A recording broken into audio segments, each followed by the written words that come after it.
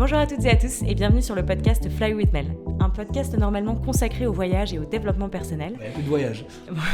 Actuellement, il n'y a plus de voyage, ça c'est sûr. D'ailleurs, j'espère que vous allez bien, que vous êtes en sécurité où que vous soyez, en confinement ou non. J'espère vraiment, très sincèrement, que tout le monde est bien, sain et sauf. Donc Mehdi, c'est un copain que j'ai rencontré ici en Australie, pays dans lequel je vis depuis un peu plus d'un an maintenant. Mehdi, je vais te décrire très rapidement. Bonjour déjà. Bonjour. Très heureux d'être ici. C'est beaucoup mieux d'être à l'intérieur, au chaud, avec un bon thé. Et les temps sont durs et très content d'être là. Voilà. Alors Mehdi, je t'ai invité parce que tu es hyper actif, donc on se comprend tous les deux. Ouais, c'est sûr. Mais aussi parce que tu as un profil assez atypique, c'est-à-dire que tu es dans la recherche contre le cancer en laboratoire la journée, donc tu as un background scientifique. Et tu es DJ la nuit, donc c'est assez fou de combiner les deux. C'est vrai que c'est compliqué et j'ai mis du temps à faire mon coming out. Si je peux me permettre. Alors, cela ne me regarde pas, je ne sais pas duquel tu parles. En tout cas, d'assumer ces choix de vie qui sont très différents et extrêmes. Qui peuvent choquer aussi. Et j'ai toujours été encouragé avec des mentors qui m'ont poussé dans les deux voies et je ne compte pas m'arrêter. Mais on te le souhaite, de tout cœur. Alors Mehdi, si je t'ai invité aujourd'hui un petit peu en urgence, entre guillemets, j'ai pas très envie de mettre de l'urgence partout dans ce qui se passe, c'est pour parler un petit peu ensemble de la situation actuelle, parce que justement tu es scientifique, tu es complètement relié à tout ce qui se passe aujourd'hui, tu t'y connais beaucoup, et j'aime bien avoir de tes informations à toi plutôt que de m'informer par des médias que je ne connais pas forcément. Et en plus de ça, tu es jeune, tu aimes le monde de la nuit, tu es DJ, et du coup, c'est un petit peu compliqué dans les temps comme celui d'aujourd'hui, de se positionner, de savoir si tu peux sortir, si tu peux aller faire la fête, et en même temps de sauver des vies. Est-ce que tu peux, juste pour commencer, nous donner un petit peu des renseignements sur la situation actuelle en Australie concernant le Covid-19 ? Alors c'est vrai qu'en Australie c'est délicat parce que c'est un pays déjà qui n'a pas d'énormes mesures d'urgence, on va dire. On a déjà vu des catastrophes comme les bushfires cet été où ils ont mis un peu de temps à réagir et alors que c'était vraiment dramatique. Là c'est d'un point de vue biologique et c'est déjà très difficile de comprendre qu'il y a des feux de partout et que c'est dangereux. Alors allons essayer d'expliquer à la population ou au gouvernement la raison biologique du danger. Et je pense que c'est là où il faut comprendre que tout le monde n'a pas un background scientifique et il faut savoir faire passer un message tout en n'affolant pas. Malheureusement, ça s'est passé très vite et on a vu beaucoup de pays affectés. Mais encore une fois, l'Australie, très objectivement, ne pense pas que les choses qui arrivent en Europe, aux États-Unis, en Chine puissent arriver ici. Est-ce que tu sais pourquoi ? Mais oui, parce que nous vivons dans un monde qui est interconnecté. On veut voyager de plus en plus. On passe pas plus de 2 jours à la maison sans aller quelque part ou connaître quelqu'un qui est à l'autre bout du monde pour 3 jours. Et malheureusement, cette implication de la mondialisation fait qu'on est obligé d'échanger le bon et le mauvais. Aujourd'hui, on a une démonstration du mauvais. Mais pendant des années, on a eu une démonstration du bon. Je pense qu'il faudra en tirer les leçons et on en reviendra plus tard dans le podcast. Et l'Australie commence aujourd'hui, le 21 mars, si je puis me permettre, à s'affoler. Alors, est-ce que c'est trop tard ? J'aimerais dire oui. C'est ma position et je reste. Parce que quand je vois qu'il y a encore des soirées et des gens qui se mélangent, ça fait très peur au rythme du niveau de contagion de ce virus. D'accord, et ça on va en reparler juste après. Du coup, juste pour revenir un petit peu à ce virus et à ta situation, toi, tout simplement actuellement, comment ça impacte ton quotidien de scientifique d'abord ? Au tout début, on était aware of the situation, c'est-à-dire... pour les Français, on va parler un petit peu. Pardon, ouais, parce que... je suis trop bilingue. Hey, oui, je viens de Montpellier, mais je suis bilingue. Voilà. Non, on va couper ça au montage. Non, on va garder ça.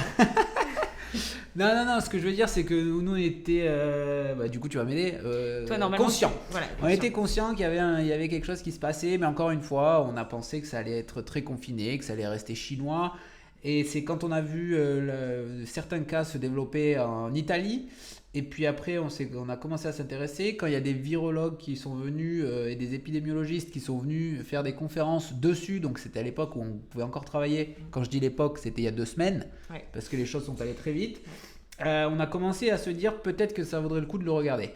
Puis discrètement on a reçu des informations du gouvernement qui dit Bah écoutez, peut-être qu'on va mettre de côté votre recherche sur l'oncologie en ce moment et on va, pourquoi pas, envoyer des ressources par rapport à ce nouveau phénomène mondial qui était ce virus, le coronavirus. Le coronavirus qui est une évolution de virus de SARS qui a déjà frappé en 2005 avec une moins grande ampleur de contagion, mais qui était quand même très contagieux et qui a fait malheureusement des décès. Aujourd'hui, on est arrivé sur une nouvelle version qui est beaucoup plus contagieuse. On est en train de parler de 20 fois plus contagieuse et c'est à ce moment-là où on s'est rendu compte que le niveau de propagation pourrait être vraiment puissant parce qu'une faible dose pouvait impacter beaucoup de monde. Et on en a vu les conséquences aujourd'hui à tel point que pour la première fois, on se rend compte que la biologie, un ennemi qu'on ne peut pas voir, un virus, bloque une nation, bloque un continent et bloque une planète. Une planète entière.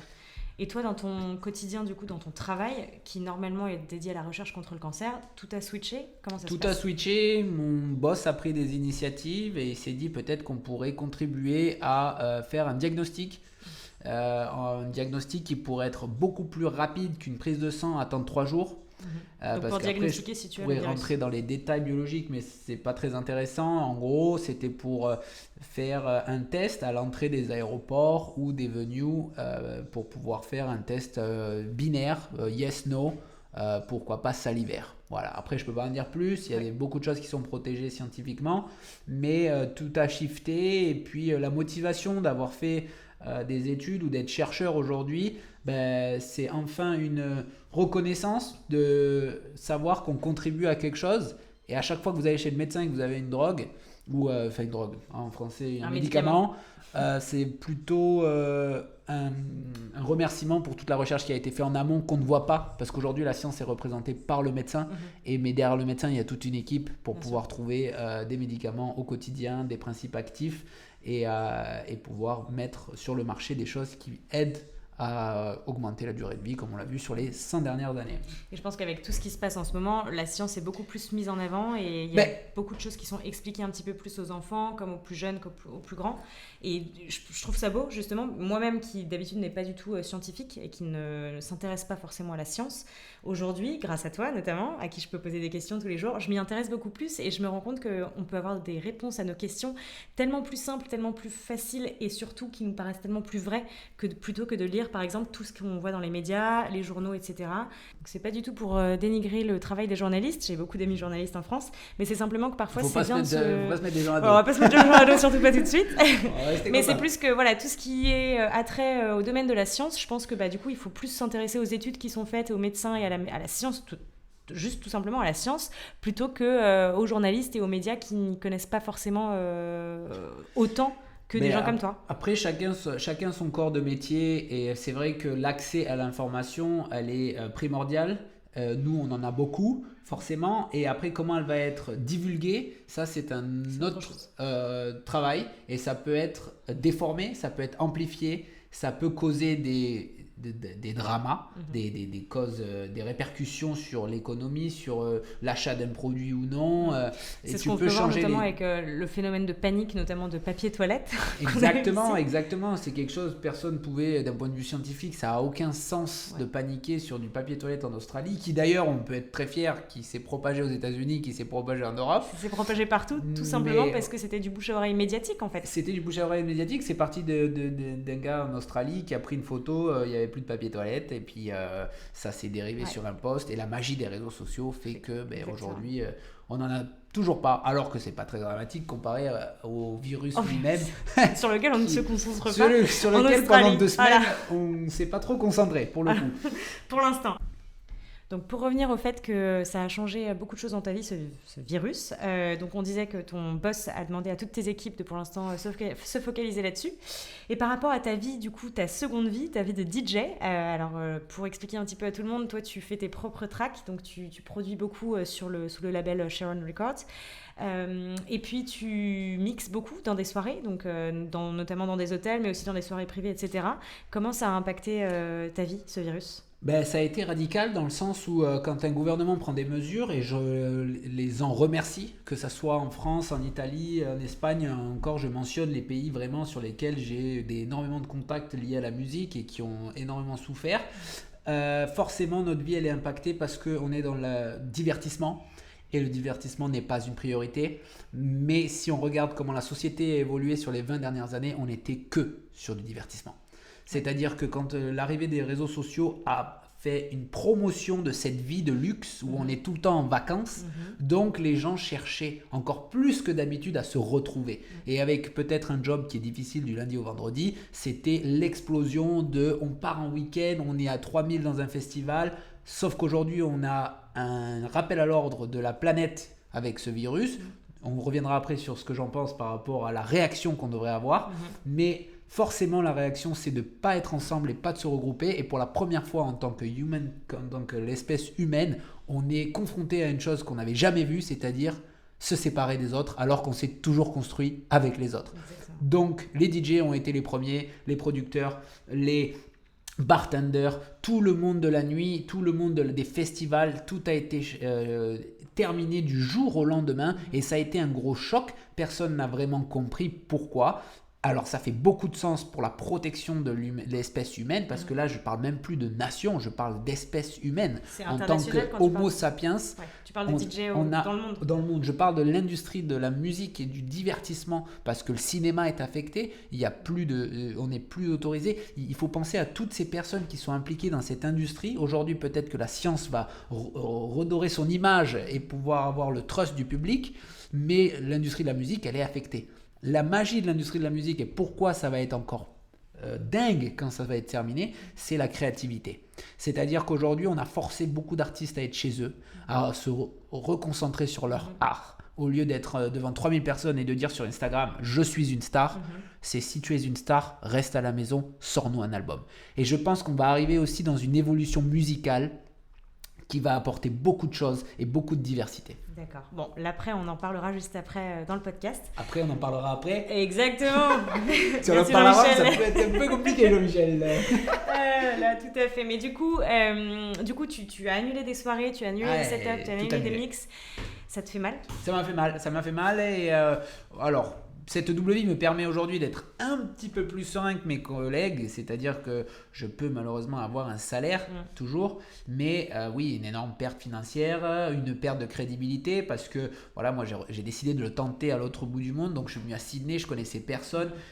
Mes copains en France sont affectés, mais moi ici je suis en plein développement de réseau, et du jour au lendemain j'ai dû prendre la décision, et très tôt, avant même que ça ferme, je me retire, et on m'en a voulu. J'en parlerai plus tard. J'ai reçu sur Instagram pourquoi tu fais ça, pourquoi tu viens pas. Pourquoi tu refuses des soirées, tu veux dire ? J'ai refusé. J'ai commencé il y a 10 jours à dire j'arrête, ça va mal se passer, il faudrait mieux s'isoler. Et ça a été mal perçu parce qu'on ne comprend pas la réaction. Mais cette double vie scientifique m'a permis de voir l'arrivée en Australie de ce phénomène.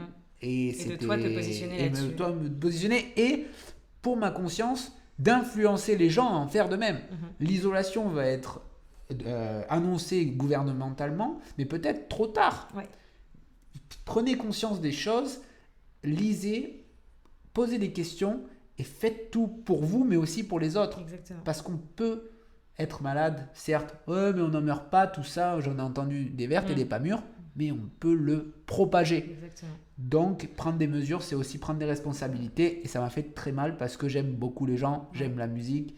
Et d'ailleurs, on a fait maintenant, parce que cet amour pour les gens, des podcasts online, comme toi. Voilà, exactement. Tu vois, on se retrouve. En fait, actuellement, d'ailleurs, tu en fais un ce soir. J'en fais un ce soir. Ce sera trop tard quand on passera le podcast. Avec mon cher ami Linares. Mais du coup, tu as décidé de faire un live sur Instagram. Voilà. Comment ça se passe alors c'est un petit peu version camping. C'est-à-dire que du jour au lendemain, on me dit tu peux plus faire de soirée, ou on me dit pas, mais moi je décide de plus en faire parce que ça devient dangereux. Et je me dis, mais en même temps, il faut rester connecté. Et on vit dans un monde où on n'a pas besoin de s'envoyer des lettres. On a des réseaux sociaux et c'est pas que pour s'envoyer des nouvelles ou des gossips. Même si j'aime bien les gossips de temps en temps. Qui sort avec qui, c'est top. Mais je me suis dit, pourquoi pas partager la musique. Donc on y va en mode camping, on met le téléphone et puis on va mixer. Et puis on verra ce que ça donne. Et vu pour rester dans la thématique, on a appelé ça la Coronite, tout simplement. Ah, c'est génial, on adore. Alors, je donne le crédit à un DJ producteur d'Amérique que tout le monde connaît, de Major Lazer, qui s'appelle Diplo, qui a inventé le Coronite Fever. D'accord. Du coup, la Coronite, ça sera pour nous. Et lui, il aura la Coronite Fever. Alors Mehdi, si je t'ai invité ici, c'est aussi parce que tu représentes un profil de l'expatrié français qui vit à l'étranger, et notamment ici en Australie, on est quand même à l'autre bout du monde. Comment on se sent quand on est justement loin des siens, loin de sa famille, de ses amis, de ses repères, de sa zone de confort, de sa zone de sécurité, entre guillemets? Comment on se sent dans une situation comme celle-ci, qui est un peu, et sans peser mes mots, du coup, une situation de guerre? Comment on se sent? Aujourd'hui, le 21 mars, c'est vrai que la situation est très compliquée pour le coup. Mais c'est aussi un rappel à l'ordre de ce que l'expat vit sur son quotidien. C'est-à-dire que la personne qui décide de partir, elle a besoin d'aller chercher une notion de bonheur qui est propre au voyage, à la découverte et à l'envie de sortir, comme tu l'as dit, de sa zone de confort. Mais après, le bonheur est aussi une notion personnelle. On a choisi cette vie et cette vie vient avec des conséquences. J'ai plein d'amis qui sont très très heureux à la maison avec leur femme et leur mari, le chien, le Scénic sans placer de marque ou de Porsche sans placer de marque. Dans quel monde vit-on? Dans quel monde vit-on? On va tous les faire. On va tous les faire, vas-y, c'est bon. C'est la pub, on est sponsor en fait. Jägermeister Juvenis. Et du coup, j'ai été déconcentré. Oui, la notion de bonheur, elle est propre à chacun. Voilà, c'est ça que je voulais dire. Et c'est très important de savoir qu'il y a des répercussions quand on fait certains choix. Par exemple, rester à la maison, être heureux à la maison, peut-être qu'on va rater des choses au niveau international ou que la planète a à nous offrir. Et quand on part à l'étranger, généralement on part seul, on tente l'aventure. Et oui, il peut y avoir des rappels à l'ordre où on rate, par exemple, des moments très difficiles au sein même d'une famille et on ne peut pas rentrer tous les week-ends, surtout quand on est en Australie, donc c'est 24 heures de vol pour ceux qui le savent et ceux qui ne le savent pas. C'est des moments difficiles, mais aussi des moments de bonheur. Enfin, moi, je sais qu'on peut rater des mariages, des baptêmes, des naissances aussi. Oui, bien sûr, bien sûr. Et voilà, c'est propre à chacun. Maintenant, on se retrouve dans une situation très délicate où à la maison, ça souffre énormément. Les familles sont confinées et on n'a jamais vécu ça au final de l'histoire. Et ça nous fait un rappel à l'ordre dans le sens, est-ce que je suis égoïste de rester ici ou est-ce que je devrais rentrer? Et on est tiraillé justement par ce feeling, mais il faut se rappeler pourquoi on a fait ça et pourquoi on s'accroche aussi à nos rêves, parce qu'on n'a qu'une vie, tout va très vite. Et il faut en profiter au maximum. Si aujourd'hui quelque chose se passe à la maison, je rentrerai sans réfléchir. Pour l'instant, je touche du bois et je souhaite à tous ceux qui nous écoutent touche du bois aussi. Que leur famille aille bien et qu'ils sont confinés et qu'ils restent safe. Parce que c'est vraiment dangereux et l'important c'est vraiment de s'entraider et d'utiliser les réseaux sociaux, justement j'aimerais en parler, pour pouvoir rester avec sa communauté. S'isoler aujourd'hui c'est une chose, c'est physique et c'est pour se protéger contre la biologie qui aujourd'hui nous joue des tours, mais ça ne veut pas dire se confiner socialement.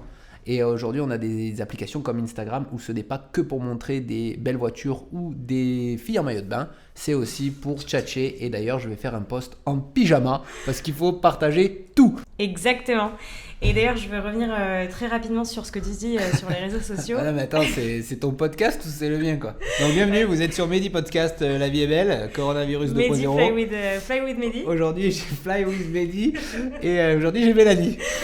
Non, mais plus sincèrement, si je peux faire une petite aparté, désolé, sur ton petit podcast, Mehdi, par rapport au social distancing et ce que tu dis sur les réseaux sociaux, et tu le dis très bien, on a été habitué à utiliser les réseaux sociaux, et notamment je pense à Instagram ou encore TikTok ou autre chose, pour justement partager tout ce qui est beau, en fait.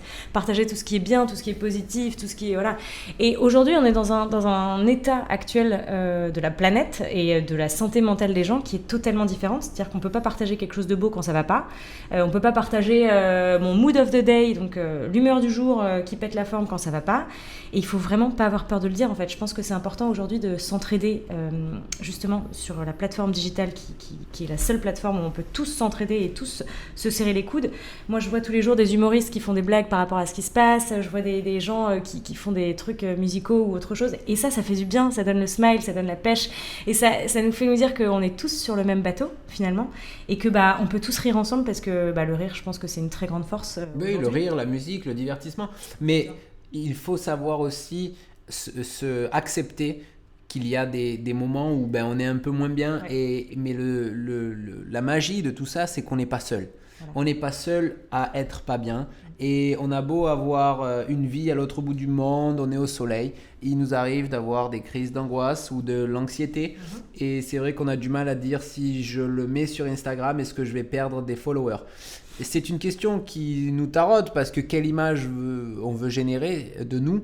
Est-ce que c'est notre alter ego ou est-ce que je révèle un peu ma personnalité? Mais je pense qu'aujourd'hui, les réseaux sociaux nous permettent d'échanger et bien plus que ce côté paillette de la vie. Il y a beaucoup d'entre nous, surtout avec cette période d'isolation. L'être humain n'est pas fait pour être isolé. Même en période de guerre, tu pouvais faire une petite soirée.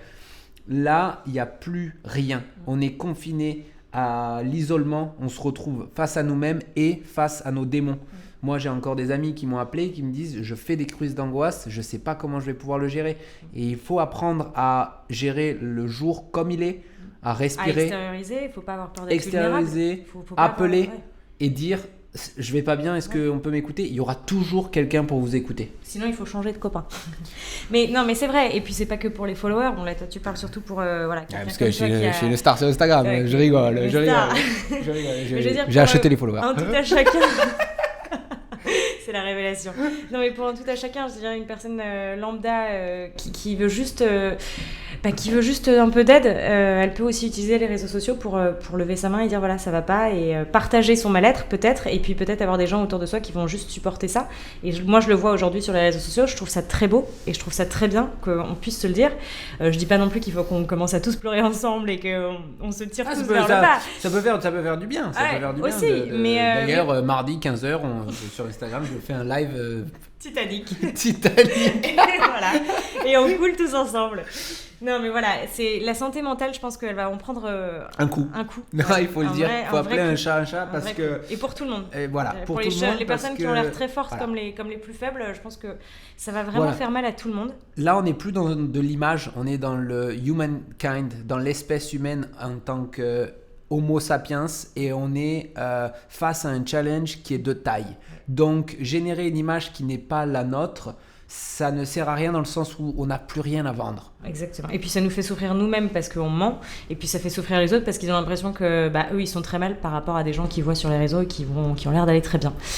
Et c'est vrai que sur les podcasts, vous ne me voyez pas. Heureusement, alors on sait que tu es musclé, on sait que tu es musclé, tatoué. Après. C'est parfait. Ouais. On va se faire une belle image de toi-même. Vous allez tomber sur Instagram, vous allez faire « Ah mais c'est ça, il a menti !» Il a menti. Bon, en tout cas, voilà, prenez soin de vous et n'ayez pas peur d'appeler à l'aide. De partager, d'appeler à l'aide, voilà. Et de demander un petit coup de pouce, un petit coup de smile. Je dis ça comme ça, moi, à n'importe qui si vous en avez besoin. Et surtout, n'hésitez pas à appeler vos parents ou cette grand-mère avec qui vous n'avez pas communiqué depuis un petit moment. Elle sera ravie, même si vous n'avez rien à lui dire. Parler de la météo, ça fait toujours plaisir. C'est une opportunité de se retrouver. Oui. Du coup, mamie, j'en profite de ce podcast pour te faire un petit bisou et te dire qu'aujourd'hui il fait très beau en Australie. Merci, on salue mamie Mehdi. Mais c'est vrai, je pense que c'est un moment où on peut tous se reconcentrer sur nous-mêmes, se recentrer sur les choses simples de la vie, sur les choses qui sont importantes, que ce soit la famille, les amis, ou des passions ou autres. Ce confinement qui nous pend au nez ici en Australie, je pense qu'il va tous nous servir finalement. Il faut aussi voir les côtés positifs des choses. C'est que c'est peut-être aussi un moment pour nous de step back, donc de prendre du recul, de faire une pause sur sa vie, sur soi, parce qu'on a une vie qui aujourd'hui, on va toujours à 100 à l'heure, enfin, surtout nous deux. Et du coup, on ne prend pas forcément le temps d'apprécier les choses et de regarder ce qu'on a fait, les accomplissements de nos vies. Et là, je parle pour vraiment tout le monde d'une façon générale. Je pense que c'est bien aussi de avec prendre... ou sans les erreurs.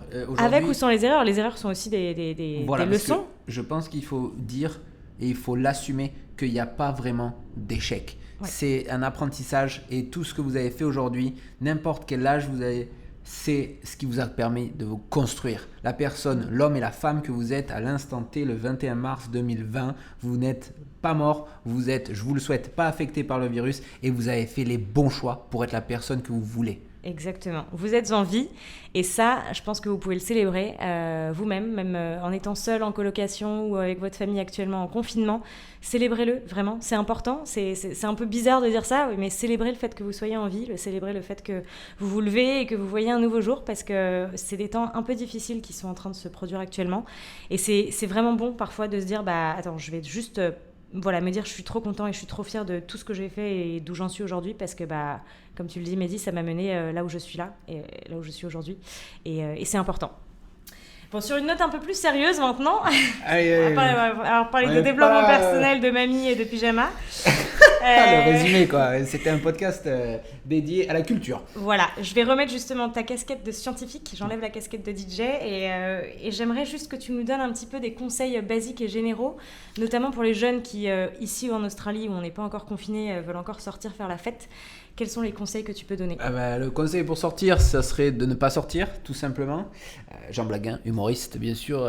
Non, mais plus sérieusement, il faut absolument prendre ça pas du tout à la légère. Ça devient dramatique.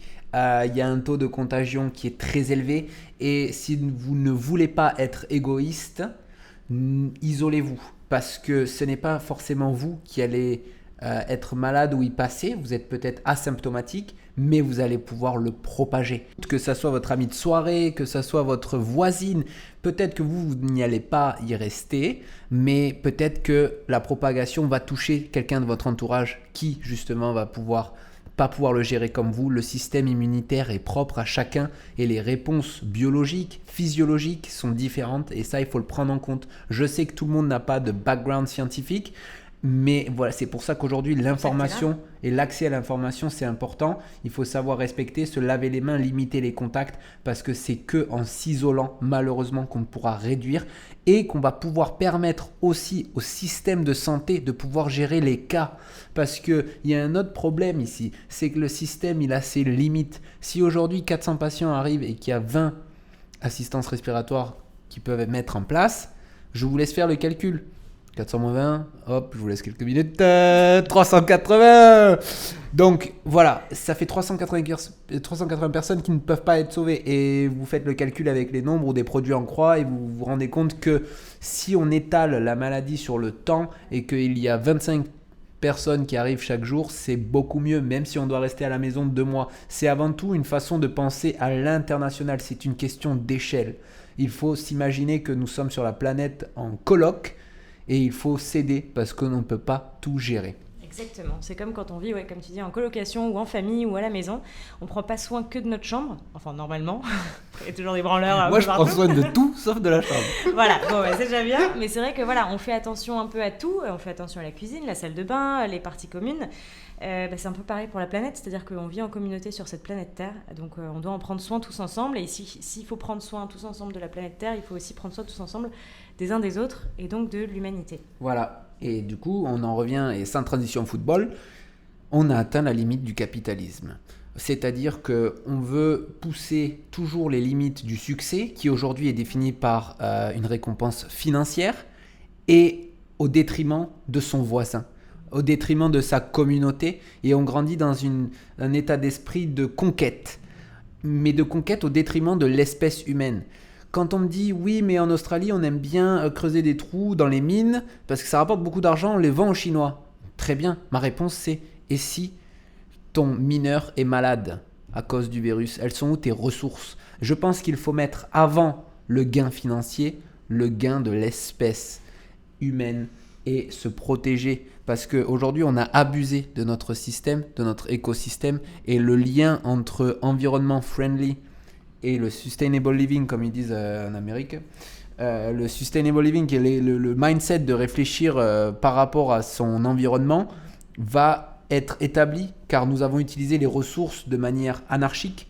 Et il faut penser à se protéger en tant qu'espèce humaine avant. Donc il va y avoir deux types de réactions. Soit on cherche un coupable, et à ce moment-là, on rentre dans un état d'esprit de conquête où le capitalisme va encore avoir des heures de gloire et très peu de personnes vont en bénéficier. Ou alors, on s'unit et on va essayer de gérer ça. Le virus n'est pas raciste, c'est une excellente démonstration de ce qu'est la biologie en tant que nous, êtres humains, en tant que singes, si je puis me permettre. Il n'y a pas de différence entre le dauphin et nous, entre la carotte et un arbre. Je vais placer carotte dans le podcast, on a peur de rien. Mais ce que je veux dire, c'est que c'est une harmonie, c'est une chaîne.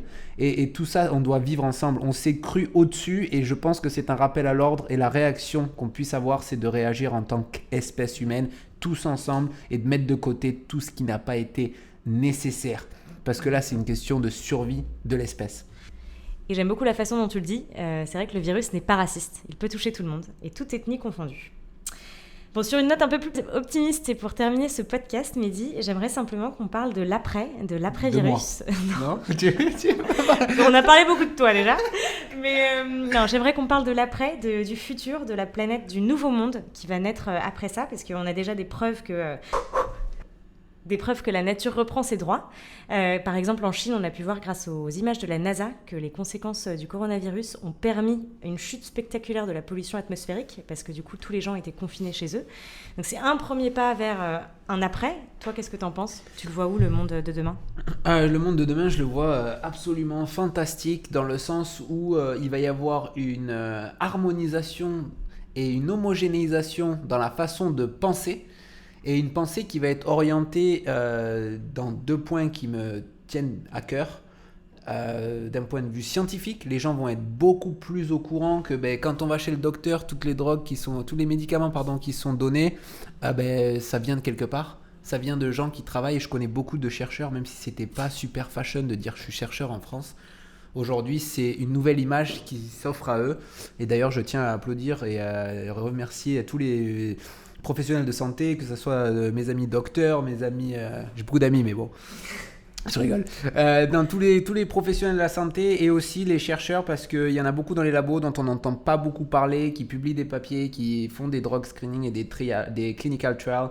Et tout ça, c'est des choses qu'il faut mentionner. Donc ça, c'est la première.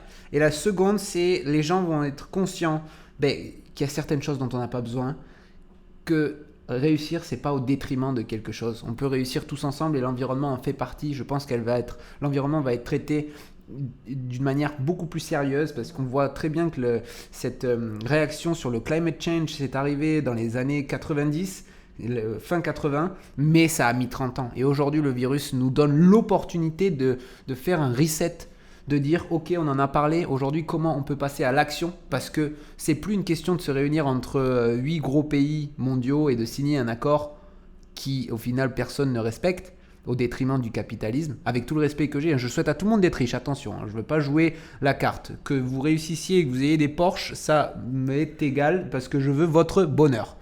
Par contre, qu'est-ce que vous avez sacrifié ? Est-ce que vous êtes prêt à sacrifier l'espèce humaine ? Est-ce que vous êtes prêt à sacrifier votre famille ?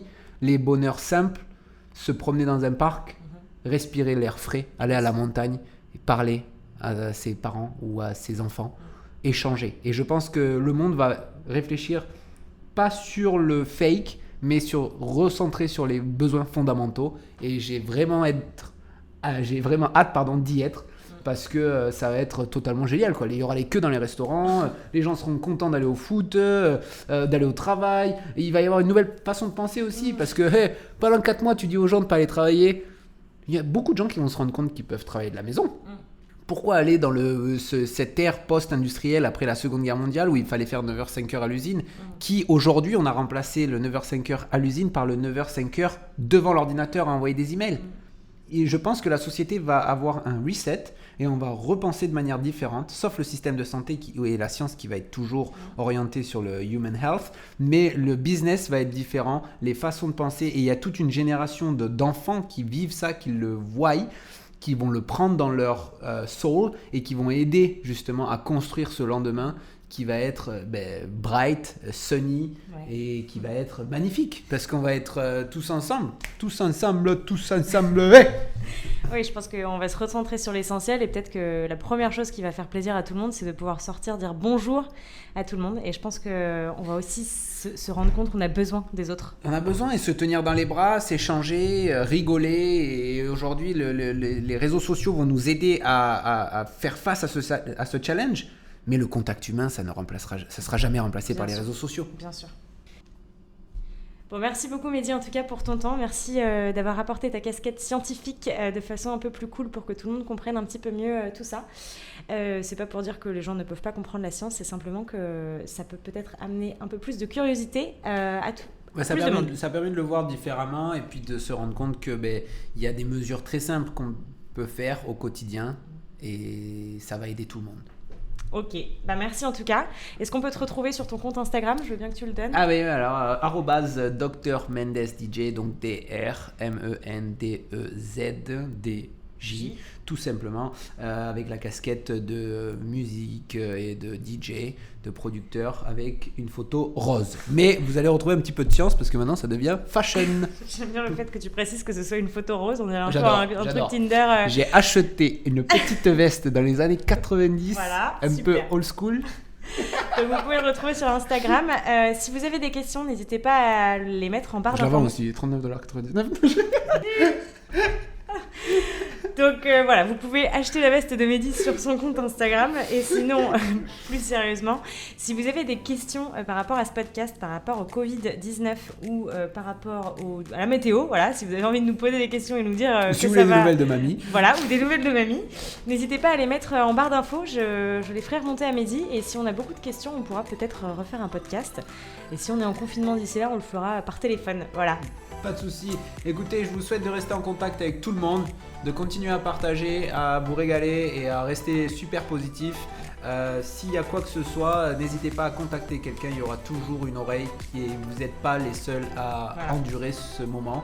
Donc restons tous ensemble en tant que humankind, on va se la régale. Voilà, bah écoutez, je vous souhaite d'être en bonne santé, de rester safe, en sécurité, de vous recentrer sur l'essentiel et surtout d'aller bien.